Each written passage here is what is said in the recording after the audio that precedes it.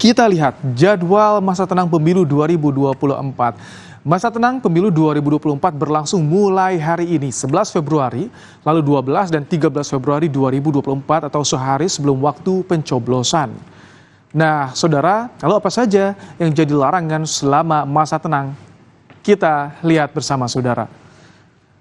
Berdasarkan pasal 56 ayat 4 peraturan KPU nomor 15 tahun 2023, selama masa tenang, media massa cetak, media daring, media sosial, dan lembaga penyiaran dilarang menyiarkan berita, iklan, rekam jejak atau bentuk lain yang mengarah kepada kepentingan kampanye pemilu yang menguntungkan atau merugikan peserta pemilu.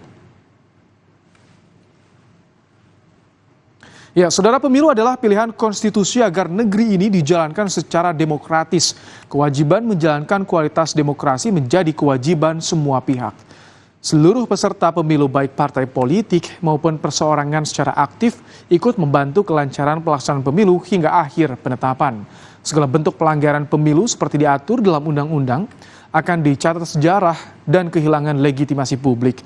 Seluruh perbedaan pendapat selama masa kampanye, baik di media sosial maupun forum-forum lain, harus dipungkasi dengan hadir di TPS 14 Februari disertai kedewasaan berpolitik untuk siap menerima apapun hasil akhir pesta demokrasi.